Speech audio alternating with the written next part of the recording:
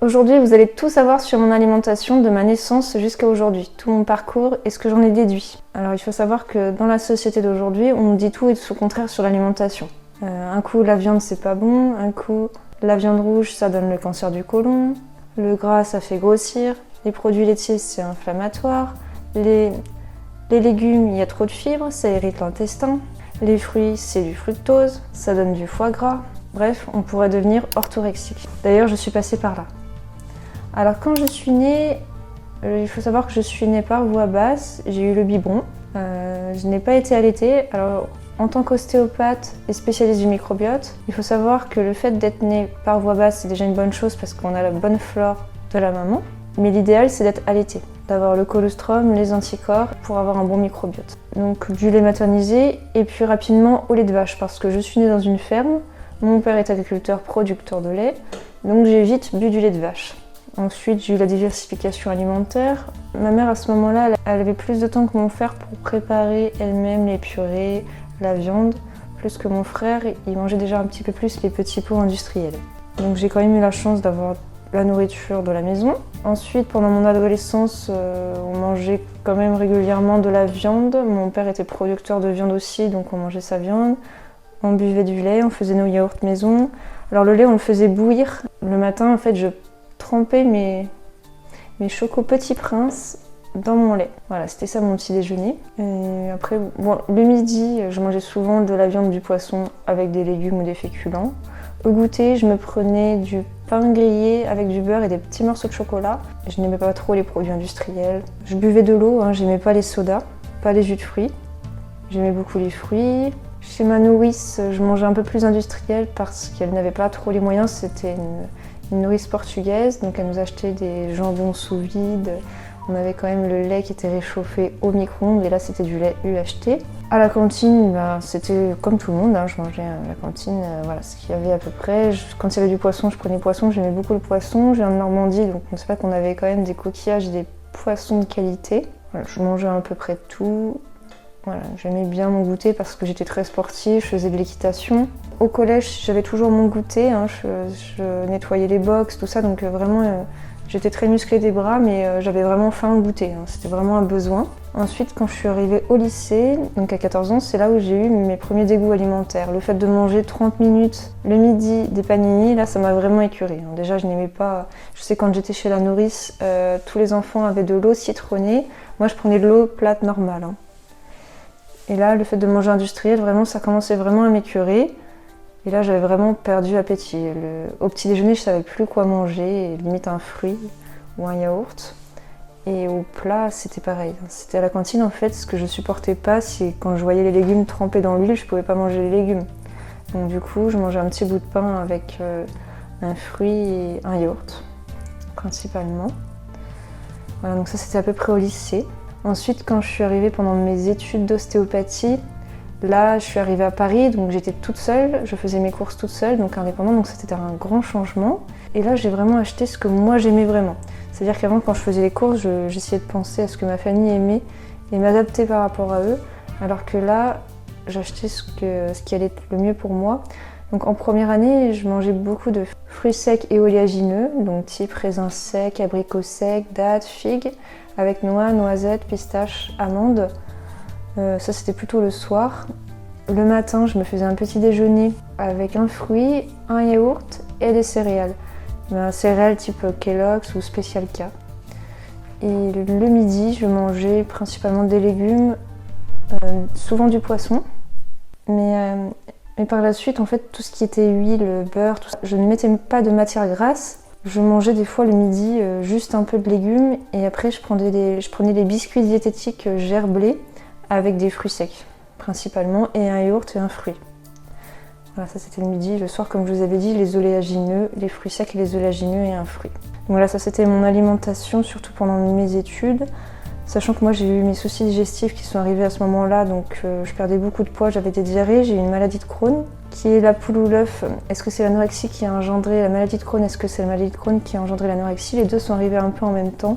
J'ai eu un gros traumatisme émotionnel, ce qui a fait que un gros dégoût de mon corps. En fait, si je me forçais à manger, ça se transformait en diarrhée, c'est mon corps, au lieu de vomir, il le rejetait en diarrhée. Donc là pour moi c'était très difficile parce que je pouvais plus manger de fruits, de fibres. J'avais le ventre comme une femme enceinte, un vrai ballon. Et là à ce moment-là j'ai acheté un extracteur de jus, j'ai fait des jus de légumes et je suis devenue végétalienne à ce moment-là. Alors j'ai fait pas mal de choses en même temps parce que j'ai fait le jeûne intermittent où je mangeais plus le matin. Je mangeais que des jus de légumes et des oléagineux et des fruits secs. Voilà, donc principalement tout cru, rien de cuit, pas de matière grasse, à part la matière grasse des noix et des cacahuètes. Voilà, donc j'ai été comme ça pendant 7 ans, pendant toutes mes études. Et là, j'ai pas vraiment réussi du tout à guérir mes intestins, ça a continué à s'aggraver. J'ai fait de l'ostéoporose, je grinçais des dents aussi, donc mes dents se sont abîmées. On a dû me refaire des couronnes parce qu'elles avaient diminué de volume, donc il y a eu aussi l'ostéoporose. Je m'étais fracturé une vertèbre en faisant du cheval. Donc tout ça, ça m'a vraiment amené à de grosses carences, surtout en prise de sang. J'étais carencée en fer, en B12, tout le temps anémiée, tout le temps fatiguée. Et je me dis, pourtant l'alimentation végétale, on dit que ça a guéri tout, ça. Je m'étais fait vraiment influencer par ça. Je pensais que c'était l'alimentation idéale et que la viande n'était pas faite pour manger de la viande, donc on n'était pas des carnivores. Et c'est vrai que moi, de voir de l'huile dans un plat chaud, même manger un plat chaud cuisiné, c'était très compliqué pour moi. Ça me crée une angoisse et je vais manger tout froid, tout cru, tout brut. Du coup, je m'irritais encore plus les intestins.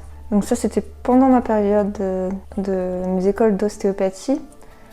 Et ensuite, quand j'ai été diplômée, j'ai eu mon appartement à Rouen. Alors au début, je mangeais encore que du végétal. J'achetais quand même pas mal de muesli. Je mangeais des fruits, des légumes, toujours mes oléagineux le soir. D'ailleurs, j'en faisais des crises de boulimie parce que des fois, je me restreignais dans la journée. Ça m'arrivait de manger que des fruits le midi et le soir, je mangeais une grosse assiette de noix et d'amandes. Et vraiment, jusqu'à plus pouvoir m'arrêter. Et là, c'était comme si j'étais... ça me rendait en état hypnotique quand je mangeais, en fait. J'avais besoin de me remplir. Je faisais vraiment des grosses crises de boulimie le soir. Je suis devenue aussi orthorexique parce que je mangeais que des produits bio. C'est-à-dire que si je ne savais pas comment la plante avait poussé, s'il y avait des pesticides ou l'animal, comment il était nourri, le lait, j'avais peur qu'il y ait des antibiotiques. Voilà, tout devenait vraiment un offert. Il fallait que je regarde toutes les étiquettes de ce que j'achetais dans les rayons diététiques. Donc je faisais principalement mes courses dans les magasins bio. Ça me coûtait vraiment très cher en alimentation. Donc ça, c'était vraiment par la suite quand j'étais à Rouen. En 2020, j'ai rencontré mon chéri d'aujourd'hui qui lui est agriculteur bio, producteur de lait bio. Donc il habite dans une ferme près de Lyon. Et là, quand je l'ai rencontré, en fait, lui, il avait une alimentation, on va dire un peu ancestrale. Bon, il y avait beaucoup de produits laitiers, donc il y avait son lait de la ferme. Le matin, il buvait son lait. Donc il faisait lui-même ses yaourts, ses fromages. Et l'alimentation de la ferme, c'était... Alors il y avait de la viande de veau, toute la viande du porc, dans tout le cochon, saucisson, charcuterie, donc le jambon. Et il y avait les lapins de la ferme et les poulets de la ferme, les œufs de la ferme. Et on avait les pommes de terre bio de la ferme. Tout était bio. Et donc il y avait tous les légumes. Et en plus, il avait une grande serre où il faisait pousser des tomates, des kiwanos. Les kiwanos, c'est un fruit exotique avec des petits picotis. Voilà, il y avait les carottes, les pommes de terre. Donc on avait tous les légumes, les pommes de terre. Donc il avait tous les légumes, les laitages, les produits animaux. Alors lui, il n'est pas très poisson par contre. Moi qui viens de Normandie, j'ai plutôt l'habitude de manger les sardines, de les décortiquer, voilà. Donc ça, c'était son alimentation. En fait, au début, quand j'ai vu que même au goûter, il reprenait du saucisson avec du fromage au goûter, ça me choquait. Je me disais, mais la charcuterie, il en mange beaucoup trop, c'est mauvais pour la santé. Alors que lui, il avait une prise de sang tout à fait normale, il était en bonne santé, il avait de la force, du muscle. Et moi, j'étais fatiguée, anémiée. Je me dis, il y a quand même quelque chose. Moi, je fais tout pour mon alimentation. Lui, il fait pas attention, il peut manger de la charcuterie, du fromage, des féculents, des pommes de terre, tout ça. Et il n'est pas gros, il est en pleine forme. Alors là, je me suis dit, c'est quand même bizarre. Donc, quand je déménageais pour habiter avec lui à la ferme, quand j'ouvrais le frigo, un jour où j'ai eu envie de piquer ses fromages, goûter un bout de saucisson par-ci par-là. Et là, j'ai ressenti dans mon corps que mon corps en avait besoin. C'est-à-dire un jour, le matin, j'ouvre le frigo, j'avais envie de manger des pommes de terre avec du fromage. Et je me suis dit, mais c'est pas possible, c'est mon corps qui en avait envie. Et mon alimentation s'est transformée le matin, je mange un œuf avec des céréales, du fromage et de la couenne de porc. Le midi, de la viande, donc que ce soit cochon, veau, lapin ou poulet. ou poisson, avec du fromage et des légumes. Et le soir, mes oléagineux, mes fruits secs. J'ai réussi à trouver un équilibre alimentaire, mais c'est vrai que je prends une grosse quantité de fromage, de produits laitiers. Je fais mon propre kéfir de lait et mes propres yaourts que je rajoute le matin. Donc c'est quand même des grosses quantités de viande et de fromage que je mange par rapport à avant, sauf le soir où je garde mon petit côté plaisir sur les oléagineux. Mais comme je mange bien le matin et le midi, j'ai plus ces sensations d'avoir besoin de faire une crise de boulimie sur les oléagineux le soir. Parce que quand je mange mon kéfir, je mange de la crème au-dessus, tout ce qui est bien gras au-dessus. Il faut savoir que dans les produits laitiers, c'est là où il y a le plus de vitamines liposolubles, A, D, E, K. Et ça permet d'avoir des vitamines qui sont bien absorbées, les acides gras. Donc si vous voulez une vidéo plus spécifique sur la nutrition, micronutrition, je suis spécialisée là-dedans, donc n'hésitez pas à mettre dans les commentaires le sujet que vous voulez que je traite en priorité. Voilà, donc là, je vous explique un petit peu mon parcours alimentaire jusqu'à aujourd'hui.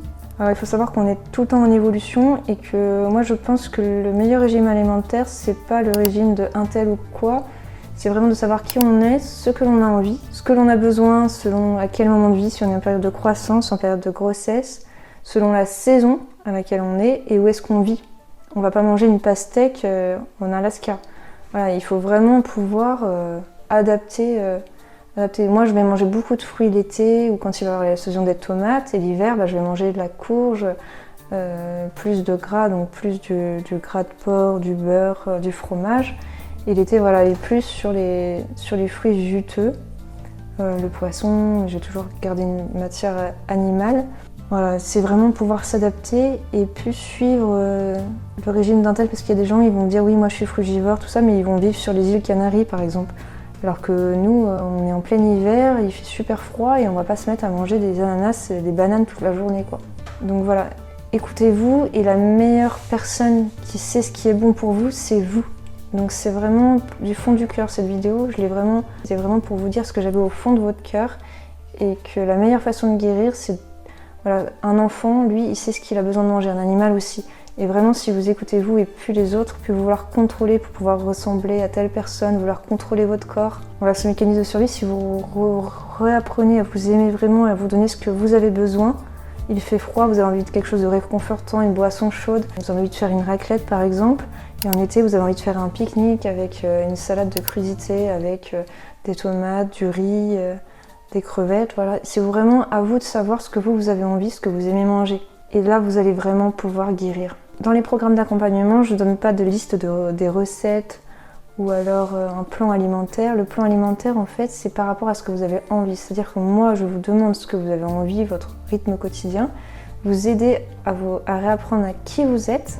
Et à partir de ça, je vais vous aider à trouver quelque chose d'équilibré par rapport à vous pour que ce soit tenable à vie et trouver votre régime alimentaire. Le secret, c'est tu as ton régime alimentaire à toi, qui est adapté à ton âge, à l'instant T, à quel moment tu le manges de la journée, à quelle heure de la journée, dans quel lieu et à quelle saison. Et ça, il n'y a que toi qui le sais. Si tu vas faire un voyage au ski ou un voyage en Martinique, tu ne vas pas manger la même chose. Et pouvoir s'adapter, de devenir antifragile, c'est vraiment une puissance. Je peux t'aider dans mon accompagnement à devenir une personne puissante et ne plus douter de toi, ne plus te faire influencer par les autres. Et le fait de retrouver ton estime de toi, tu vas trouver toi-même la solution pour te guérir. Mais pour ça, tu as besoin d'un plan d'action, un plan pour te poser les questions et quelqu'un qui te coach pour que toi-même tu trouves la réponse à ta guérison. Et là, tu vas gagner du temps et guérir et vraiment devenir une personne différente, transformée. C'est-à-dire que tu vas utiliser toute cette souffrance, tout ce que tu as vécu pour en devenir quelqu'un de plus fort. Et n'oublie pas que si tu vis ce que tu vis aujourd'hui, c'est parce que tu es capable de le surmonter. Donc tu peux télécharger dans ma description ton pack Star pour guérir de l'anorexie où tu auras un calculateur métabolique pour calculer tes besoins quotidiens que tu peux modifier à l'infini. Tu as ma vidéo des 5 secrets pour sortir de l'anorexie. Et ensuite, je t'invite à prendre ton entretien personnalisé avec moi. Ce sera vraiment avec bon cœur que je t'offre mon temps pour pouvoir t'aider à trouver un plan d'action. Que ce soit pour prendre un accompagnement avec moi ou qu'on trouve une autre solution si tu ne peux pas. Et là, tu auras des conseils privilèges pour pouvoir t'en sortir plus vite. Alors merci de m'avoir écouté et à bientôt.